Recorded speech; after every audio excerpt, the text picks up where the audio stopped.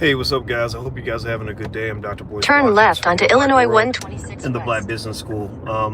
I am driving, so you may hear my Google Maps talking to me every now and then.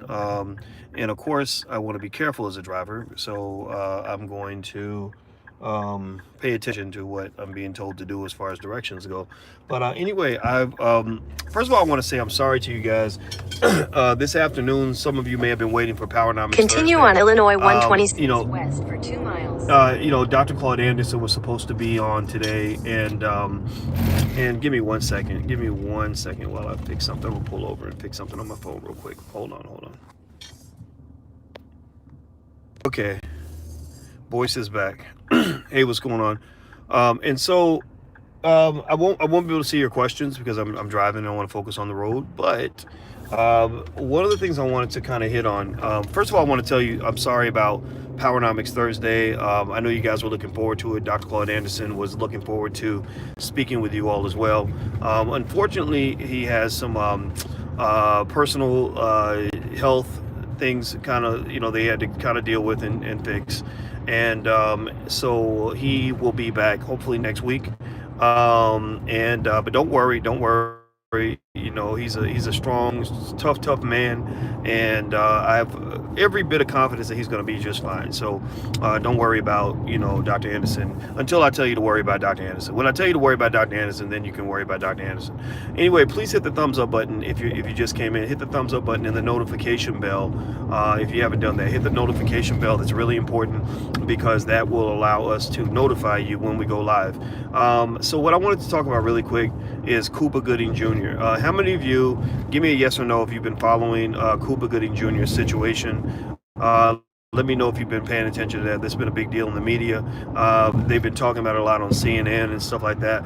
And so Cuba is kind of the latest black public figure to be, put on trial for indecent behavior. Now, it's very strange because there aren't many white men being hit with these kinds of charges. There aren't many women being brought before the public in this way, being shamed in front of the public. There aren't many gay men being shamed in front of the public. There aren't many lesbians being shamed in front of the public in this way. This sort of persecution is kind of specifically designed for heterosexual males, particularly black males.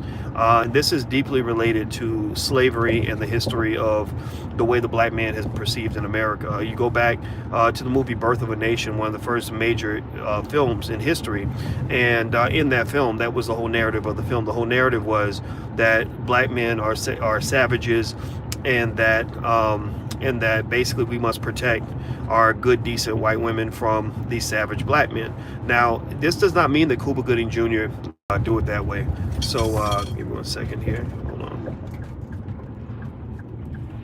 Okay, guys, I don't know if you guys can see me okay or not. Let me know if you can see me and hear me. If you can see me and hear me, give me a yes, because I totally lost you guys for a second. I'm driving in you can see these back roads I'm driving through Illinois, so it's kind of sketchy, so I apologize for that. But so here's the deal, right? Without me stating unequivocally that I know that Cuba Gooding Jr. is innocent or guilty, let me just say this: we know for a fact that the United States, as a country, as a society, right now for allegedly grabbing a woman's boob or something like that when he was drunk. There will never, nor has there ever been, that I know of, been a white female. Tell me yes or no, have you ever seen any situation where a white female was put on trial for grabbing a man's body parts? Have you ever seen any situation where a woman was on trial for touching a man inappropriately, touching his butt, touching his penis, touching him anywhere inappropriately, even if he was a married man or whatever? Has that ever happened to your knowledge anywhere? Give me a yes or no. I'm establishing a point here. I want to establish this point. So let me ask you this. Now I want another yes or no after you answer that one. Yes or no. When white women get drunk, get wild, do you think that there's ever been a white woman who got drunk and touched a man inappropriately? Have you ever, has there ever been any case where a woman got drunk and decided to, just, cop a feel, grope the man's penis, touch him in places that right? Okay, I'm seeing a lot of yeses. Give me the yes, so we understand each other here. So the question becomes, the fundamental question, really, I think that should be asked, that isn't being asked, at least not by mainstream media. But you guys know I'm not mainstream. I don't want to be mainstream. I want to be truthful. I want to be honest. I want to be intelligent. The question being asked is, what is golden about a white woman's titty that says that if you touch that when you're not supposed to, you're supposed to go to jail? Like, what is so golden and sacred about a white woman's boob or her booty that says if you just even tap it, you should go to prison, and where, you know, you're going to be exposed to rapists and murderers and possibly killed or sexually assaulted yourself in a nasty way, right? Now, this is not to say I'm advocating for titty groping or that I'm advocating for booty grabbing. I don't advocate for none of that. Keep your hands to yourself. Let's just be clear. Keep your hands to your damn self. Don't be grabbing nobody's stuff you ain't supposed to be grabbing. But remember, it was our society that put the white woman's body on such a high level, on such a on such a premium level, that somebody decided along the way that look, you can go touch a black man and it's okay. Nobody cares. You touch a black woman, you touch a white man, he'll be all right. Touch a white woman, suddenly the Becky tears start flowing. And it was terrible, and I was so traumatized, and I can't recover, and I needed $30 billion worth of therapy, and I just can't make it. Right? Like you get to the white female, and suddenly everything becomes a whole lot more delicate. Titties become a whole lot more valuable. A slight tap means you should be in prison with murderers and rapists for the next X number of years. No punishment is too great. No amount of money is too much for compensation and instant reparations for any white female who feels offended or insulted or disrespected. Now, once again, I repeat this point. We are not here to advocate for titty grabbing. We're not here to say that if Cuba touched this lady, I would say, yeah, you owe her an apology, maybe even a little bit of money. What I'm saying is that when you change the race, if you were to change this woman's race or change her gender and have the exact same incident, you would have a completely different outcome. It would not be in national media. It would not have been put on a police report, most likely. It would not have led to all this outrage. It would not lead to whatever multi-million-dollar lawsuit is coming, because they always come for the money. They want the money more than they want the justice, right? The Gloria Allreds and all of them, it's a money grab for them, and they've been exposed actually. Go read the New York Times and read the article about how Gloria Allred's daughter Lisa Bloom was trying to get money from Harvey Weinstein by basically admitting that a lot of these women are not telling the truth. She basically said, if you keep asking them questions and you keep pressuring them and looking into their past, they will eventually fold and all the lies will eventually be exposed. Also, basically, so you think about this. I mean, go read that memo. The memo's public now. She don't want anybody to see it, but I'm glad it's out there. The other interesting thing about that memo is that what she was suggesting that Weinstein do to all of his accusers, and Weinstein was no good guy. I don't like Weinstein at all. But what she was suggesting to Weinstein to do with his accusers is exactly what Antonio Brown was telling his friends to do when it came to that lady who accused him. He was saying, she's probably broke. Look into her past. Go dig up some information, find out who she is, what she got going on. They're going to do that to me. They're going to dig up everything I ever did. So you go dig the same stuff up on her. We into equality here. We want equality. That means you digging stuff up on me, we going to dig up stuff on you. And but then what they do is to further protect the sanctity of the white woman. They come back and say, no, you can't do the same thing with her that she's going to do to you, because that's victim blaming. So she can play offense, but you can't make her play defense. She can play offense, but you can't play offense. You can only play defense. You'll never score points playing defense, but she can score a lot of points playing offense, and she doesn't have to play defense because nobody's going to try to score any points against her, right? So ultimately, all these sorts of terms that the liberals tend to make these terms, but they pull them out their ass.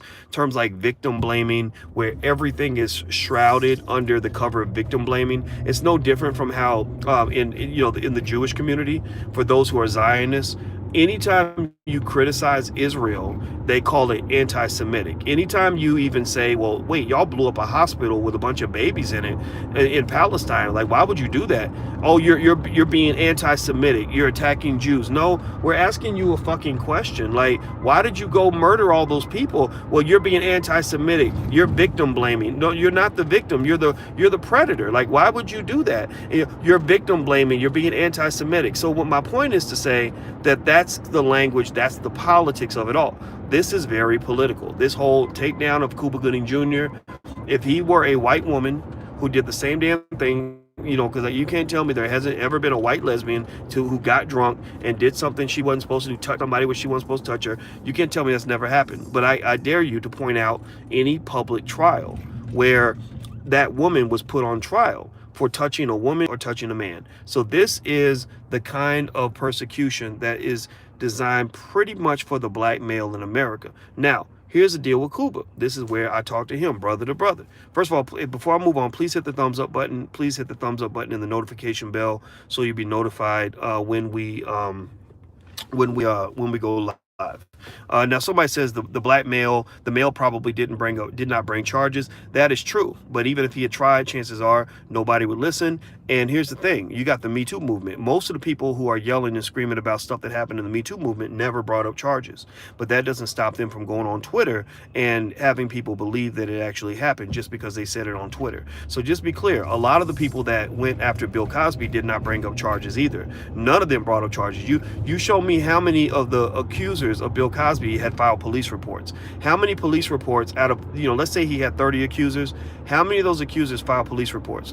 And how many of those people were scrutinized, because they didn't bring up police reports? Most of them were forgiven for not filing charges. So let's just be clear. You can't, like I could just as easily say, well, you're victim blaming by attacking men who felt too ashamed to bring up charges, to file charges. Maybe they were humiliated. Maybe they didn't want to go through a public shaming. Maybe they didn't want to be whatever, right? Like you can say all the things you can say about a white woman to protect her from any action that she engages in. You can say that about a black man too, right? So the other thought here is with Cuba, brother to brother, is, we know Cuba. Cuba loved white folks. He loved him some Becky. Cuba loved, he was one of those brothers that, for whatever reason, a lot of these black men in Hollywood I guess they don't understand or appreciate how awesome black women are. So they end up running around chasing these Beckys, and they end up in these crazy situations. They end up hemmed up, and nobody feels sorry for them. Remember, it's not a coincidence that Cuba Gooding Jr. did such a good job playing O.J. Simpson, because to some extent, Cuba Gooding Jr. is a living, breathing, more youthful personification of an O.J. Simpson. Very similar. They have very similar pathways to success, very similar trajectories in terms of how they live their lives, very similar perceptions in terms of how they're seen by the public. So ultimately, Cuba Gooding Jr., you can't say Cuba Gooding Jr.,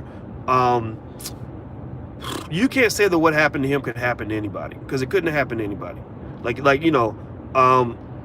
When you get around white folks and you really think that you're white and you start acting like the white boys and doing what white boys do, you get drunk and you do some things while you're drunk that you shouldn't have done. There's a point where they're going to remind you that you're black. They're going to be like, oh, you thought you wait, oh, you're telling me you're not black, you're Cuba? Okay. All right, well, we're going to let you know that, no, you're black first. You're black Cuba. You're not white Cuba. You're black Cuba. And so ultimately, Cuba Gooding Jr. is getting the Negro wake-up call. Paul Mooney always used to talk about that, right? He's getting his wake-up call to kind of remind him, like, no, you're black like the rest of us, bro. That's why most of us sitting back. Most of us ain't trying to be wrapped up in Becky's and getting drunk with the white boys. We just don't do that because that there's a danger there. One of the biggest problems with integration and the way the world has changed is that too many black men have been trained to drop their guard. Too many black men think you're being paranoid when you're being cautious and you don't put yourself in certain situations. Too many black men think they can just be around everybody and do anything everybody else is doing and that it's okay. And those who hold on to our old school values, who have families that teach us common sense, they teach us, like, look, you can't go doing what the white boys do. You can't, that's not going to work out for you. Or they tell their daughters, you can't be going to frat parties, getting drunk off your ass and falling out and passing out like the white girls do. it may not end well for you. There's going to be a problem there. And the liberals are the ones who tell you, no, don't tell her that. You should tell the rapist not to rape. You're victim blaming. You can't. Yeah, it might be victim blaming, but we call it victim protection. In fact, we call it preemptive action to ensure that you never become a victim, so that we ain't got to blame you, protect you, or nothing, because you're protecting yourself, right? We call that common fucking sense. And the liberals don't really believe in common sense. And what they do is, I believe they want to encourage black men to let their guard down so you can get hemmed up, to make yourself easy prey. You know, Malcolm X used to say, the white man will sell you the liquor bottle, and then he'll lock you up for being drunk. He wants you to let your guard down. He wants you to get comfortable. He wants you to think everything's okay. He wants you to think you live in a post-racial society, because the easiest people to conquer and to occupy and to dominate are the people who think that there's no reason to be defensive and protective. There's no reason to stand up for yourself. There's no reason to think that you've got to protect your community, because your community is going to be safe with us. Just trust us. Come on, we got you. You know, like the child molesters, like, I'll babysit your kids. Go on out to the movies. Have a good time. I got little Billy. I'll take good care of him. We're gonna sit back and have a good time tonight. Yeah, you go ahead and do that, and then watch what happens to your child while you out chilling, thinking everything's okay. So ultimately, for black people, I think, I think you can learn from these situations. I think that the best way to learn from these situations is you must connect them to history. You must connect them to history. You cannot disconnect America and the way it operates today to how America was built. Everything that happens in the present is rooted in the past. Everything that exists in the present exists because of something that was put in place in the past. So if you're looking at the present and you're not trying to understand how the present connects to the past, then you're gonna miss everything. Everything's gonna seem random. Everything's gonna seem like it just sort of happened a certain way. You're gonna come to the wrong conclusions. So when I look at Cuba Gooding Jr. getting hemmed up, basically being like nigga of the week, like violent nigga of the week, like, I'm sitting here like, wow, I bet you he doesn't really understand the history of this country in terms of the fact that they're doing to him something similar to what they did with Nate Parker. Nate Parker, there's no evidence that he raped anybody, but they're like, we're going to treat him like a rapist anyway because we can, right? And also he's black, so he probably did rape somebody because black men are predators and that's what they do, right? And then on top of that, you got rappers out here who perpetuate that image when they rap about all kinds of irresponsible sexual behavior, right? Disrespectful behavior, right? So ultimately, we've got Negro accomplices who are out here working as white supremacists, perpetuating the image of the black man as an irresponsible sexual predator who is out to basically get as many white women as he can so he can grab titties and rape them and all this other stuff. The last interesting point about the Cuba Gooding Jr. thing, and you know me, I'm just here to like serve it to you raw and be honest with you in terms of just telling you the truth. If it offends you, then I can't apologize, because all you can do, you have the right to disagree. But here's the last piece. They said Cuba Gooding Jr. was drunk when he, allegedly touched Becky's titty, whatever her name is. Her name's Becky. Let's call her Becky, because they won't release her name, I'm sure, because that would be victim blaming or something. I don't know. Anyway, so he allegedly touched his lady's titty when he was drunk. Now, here's what's fascinating to me, right? I have heard people say that when a white woman is drunk, she's not responsible for her actions. That if she grabs your penis and says, hey, I want you to fuck me behind the dumpster right now, that if she tells you to do that and she grabs you and gropes you and you go have sex with her, that you are then labeled a rapist. Some people literally will label you a rapist, and you'll say, well, why would you be a rapist if somebody asked you to have sex? And you say, yeah, that doesn't make you a rapist. Like, what are you talking about? Well, they'll say, oh, well, because a person who's drunk is not responsible for their own decisions. They can't consent. They can't, they don't know what they're doing. Okay, cool. So if that's the case, if a person who's drunk is not responsible for their actions, then why would that not apply to Cuba Gooding Jr.? I would imagine that Cuba Gooding Jr. probably doesn't, if he is a titty grabber, which that has to be confirmed in court, innocent until proven guilty. Nobody believes that anymore, but I believe that. If he is a titty grabber, I bet he doesn't touch titties at work, when he's in a professional setting. If he is a titty grabber, I bet he probably don't touch titties while he's sober, He probably won't grab your boob when he's sober and he's thinking it through like, wait, I'm Cuba Gooding Jr. I'm an international movie star. People will probably notice if I grab this lady's boob.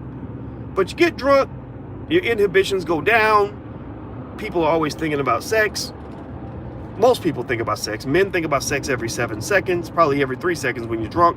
So he did something, allegedly, that he shouldn't have done while he was drunk. Nobody was raped. He didn't punch her in the face. He didn't do anything over aggressive.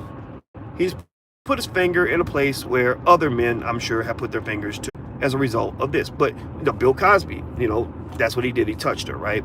Again, touching's not cool, but touching was not going to kill you. It ain't the same as being raped.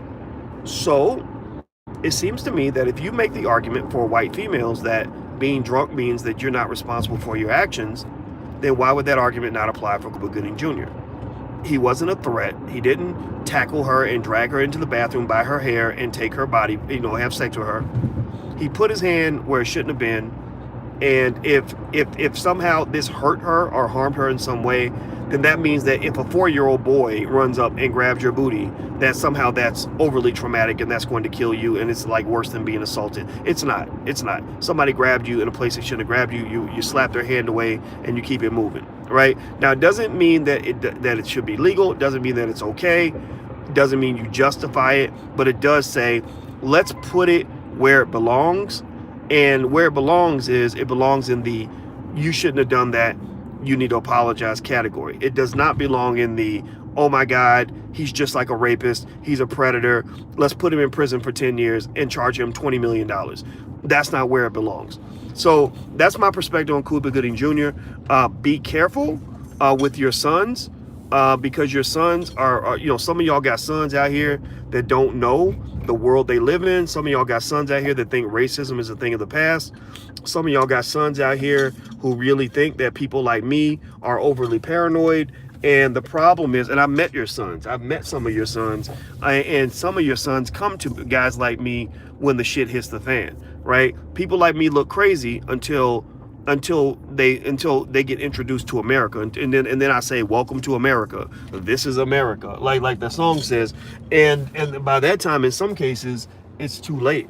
I met a brother. I'll share this with you guys, and then we'll be done. But I met a brother who was at one of my events. He was 20 years old, and he kept following me around. He kept wanting to talk to me, and it was fascinating. He was a student at Stanford, and he said that in high school, I never would have listened to you because I thought racism was a thing of the past.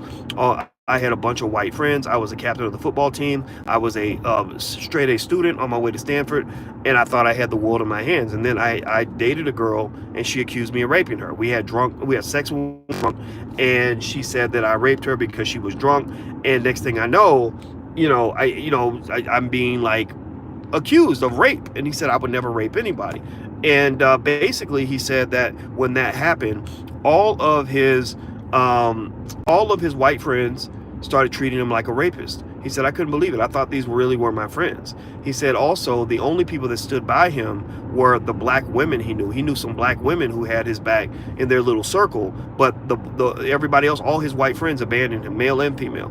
And then he went to Stanford, and he said, I tried to talk to the students in the Stanford Black Student Union about my experience as a black man who'd been falsely accused because I was traumatized. He said I didn't trust anybody. I was scared of women. I was scared to talk to a woman or whatever. And he said that when he started talking, it freaked me out. He said that they told him, you need to be quiet because you've got straight black male privilege and you need to be quiet. And I said, yeah, that's because the world done lost its fucking mind. And American universities are basically incubators for radical liberal thought, right? Like there's some liberal ideas are fine, like fairness, equality, don't treat nobody bad, whatever, don't beat them up because they're gay, whatever, that's fine. But they're getting to the point where they're bullying people into seeing the world in a specific way. They're getting to the point where they've become so drunk with power that they've engaged in various forms of social engineering to make you feel bad about simply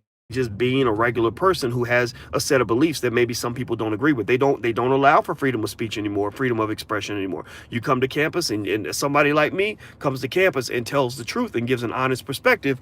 the next thing you know, they're trying to ban somebody like me from campus, right? So ultimately, I just sort of told him, I said, this is the political landscape that you're working with. This is why black people have to have our own institutions, because some of these white folks done lost their damn mind. And a lot of these liberals that you're being told the liberals are your friends and that you should go support them in every election. But here's what's going to happen. You keep putting the Democrats in office, black people. Unfortunately, I will never support the Democratic Party if they are behind Me Too nonsense. If they're behind the Me Too movement, I won't support that, because by me supporting that, I've been tricked into voting for the incarceration of more black men, because you must have evidence before you can accuse somebody of a crime. You must have some sort of fairness. You must have innocent till proven guilty. You must have basic civil liberties in place to protect the black male, because unfortunately you're dealing with a backdrop of a stereotype of the black man as the ultimate and the original sexual predator, which we all know is not true. We know who the original predators are, and it wasn't us. So maybe it was those people who decided to steal another group of people and take them thousands of miles away from their homeland and rip their families apart for 400 years. Maybe those were the people who were the original predators, because it shows hell wasn't us.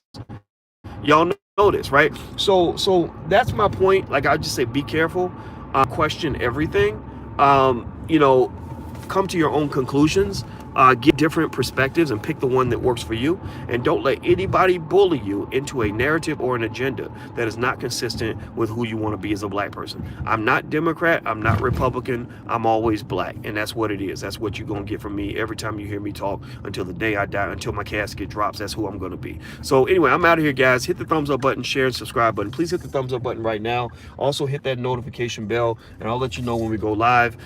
Tonight we're doing a Black Wealth conversation in the Black Business School. It's free to the public. It's going to be online. You can join for free, but you got to be a member of the Black Business School. Just get a free membership. You can go sign up for free. Go to theblackbusinessschool.com. Talk to one of our support representatives who are on the line to talk to you right now, and they can give you the link to join the Black Wealth conversation, where you can come in and ask questions. I'll stream it, but you got to be inside the Zoom to actually ask questions, because I can only see the questions in the Zoom. So it's going to be all business, all economic empowerment, all about forming our independent infrastructure as black people by getting our wealth together. If we get our money right, then we get our freedom right. If we got money, we can have freedom. If you ain't got money, you have no freedom. That's why on the Black Financial Channel, actually, which is another YouTube platform we have, on the Black Financial Channel, I'm going to actually break down and explain to you how this relationship between the NBA and China is causing the NBA to really question its values and how committed it is to democracy, because the Chinese are playing gangster powernomics on their asses, and it's really fascinating for me to observe as a finance professor.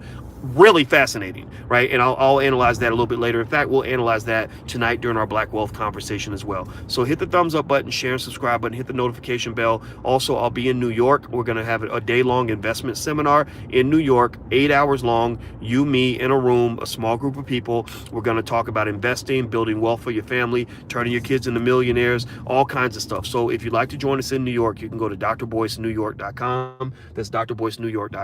And last but not least, if you want to go check out some of my books and some of our flashcards for children, things like that, we have a great store where you can get all kinds of educational materials invented specifically and strictly for you, by you, and nobody else is included in this conversation but us. So you can go to blackfinancialintelligence.com. That's blackfinancialintelligence.com. Please hit that thumbs up button. That really means a lot to me. Notification bell, all that stuff. All your support is invaluable, and I love you guys very much. So take care, and I'll talk to you soon. Be good. Peace.